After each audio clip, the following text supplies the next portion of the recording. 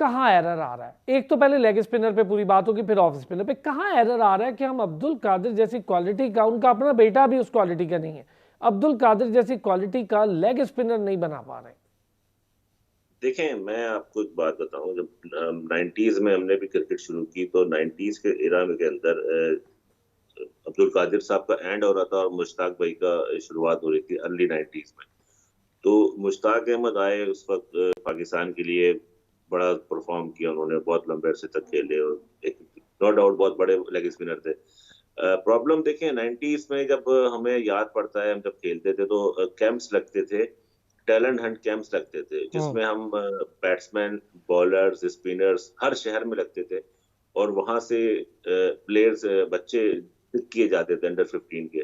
तो हम हसन की आपने भी बात की, हसन रजा की, तो हसन हम सब पेप्सी का कैंप लगा था 2095-94 में, वहां से पिक हुए, फिर वहां से वो उनको चूज कर लिया गया और फिर एक एमसीपी की टीम बनी होती थी उस वक्त जो अंडर 19 और अंडर 16 के लड़कों को लेती थी, जिसमें सकलैन भी होते थे, रना नवीदुल हसन, बहुत काफी सारे, मोहम्मद वसीम, मोहम्मद जाहिद, ये सारे वो अंडर 16 और अंडर 17, सबकी एज इतनी होगी, हम सबकी यही एज थी। देखिए तो ना।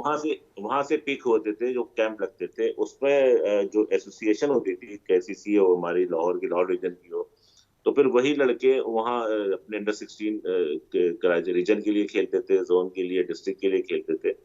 तो फिर उनको पिक कर लेते थे ना, फिर उनपे काम होता था, उनको फिर क्लब वाले प्रॉपर खिलाते थे, फिर उनको जो है वो एकेडमीज, तो इतना एकेडमीज का वो नहीं था, लेकिन जो भी उनके क्लब होते थे, वो क्लब की एकेडमी होती थी, तो वहां पर उनको बहुत ज्यादा सपोर्ट किया जाता था, फैसिलिटेट किया जाता था।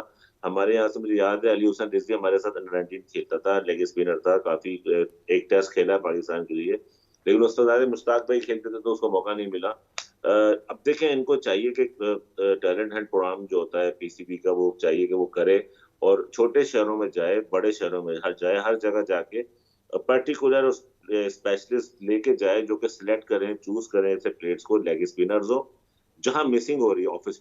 और बहुत मतलब हैरान कुन बात है कि पाकिस्तान में लेग स्पिनर और ऑफ स्पिनर दोनों का इतने क्वालिटी के नहीं आ रहे हैं जो कि हमारी पहचान हुआ करती थी। शाहिद अफरीदी ने इतना आउट किया, हमें बड़ा कामयाबियां दिलाई हैं शाहिद अफरीदी ने, वनडे में, T20 में, और मुश्ताक अहमद ने टेस्ट में, दानिश कनेरिया की मिसाल है, वो काफी पाकिस्तान के लिए खेला, काफी उसने आउट किए।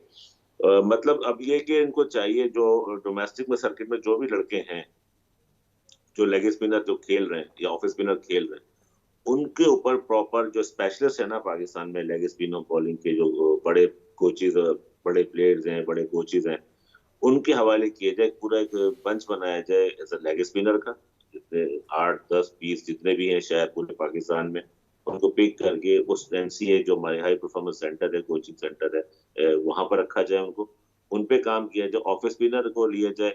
देखें, हमारे मुल्क ने बड़े बड़े नाम पैदा किए, बड़े बड़े क्रिकेटर स्टार्स पैदा किए, उसकी खिदमत देने चाहिए। अभी हम्म। रजाक की हमने बात की, रजाक पाकिस्तान का टॉप ऑलराउंडर था। रजाक के जाने के बाद हमें उस लेवल का, उस कैलिबर का ऑलराउंडर नहीं मिला जो मैच विनर बन सके। बिल्कुल शाहिद सही। अफरीदी और रजाक, दो ऐसे ऑलराउंडर हमारे पास है। अजहर महमूद को अगर नाम डालें तो भी ज्यादा, क्योंकि वो भी एक अच्छा हाँ। ऑलराउंडर थे पाकिस्तान में। तो हमने ऑलराउंडर जाया किए, उनके बाद हमने उस पर काम नहीं किया। यासिर अरफात एक अच्छा ऑलराउंडर था, हमाद उसको भी आजम जाया एक किया अच्छा, ना, उसको भी हमने जाया जाया किया किए सैफ भाई।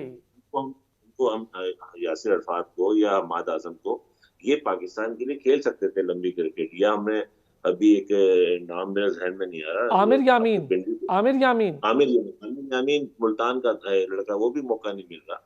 मतलब ऐसे ऐसे जो हमारे लेजेंड्स, रजाक हो गया, सकलैन मुश्ताक हो गए, सईद अजमल हो गए, ऐसे लोगों को, ऐसे जिनकी स्पेशलिटी बॉलिंग, ऑफ स्पिनर थे या ऑलराउंडर थे या लेग स्पिनर थे, मुश्ताक भाई हो गए, मुश्ताक अहमद, तो ऐसे लोगों को जो पीसीबी एक प्लेयर्स का पूल बनाए, जो लेग स्पिनर हो उनको मुश्ताक भाई के हवाले कर दे, ऑफ स्पिनर को सकलैन के या सईद अजमल के हवाले कर दे, और ये और उन पे आपने जो प्रॉपर कुछ काम। कहा है ना सैफ भाई, ये इमीडिएट बेसिस पे अब ज़रूरत है, अब वक्त नहीं है कि अब हम इस पे सोचें, प्लान करें, नहीं, इमीडिएट बेसिस सोचने पे का इसकी तो, ज़रूरत है। सोचने का तो टाइम चला गया बॉस, अब तो प्रैक्टिकल काम करना है ग्राउंड पे, ग्रास रूट पे। हाँ। और देखिए, ग्रास रूट से लड़का उठाना है आपने, ग्रास रूट से भी लड़का पिक करें, जो कोई जो रॉ मटेरियल होता है ना उसको पिक करें, वो जल्दी सीखेगा। जो लड़का सर्किट में आ गया उस पर तो काम हो रहा है, उस पर करें काम, उसको भी रखें।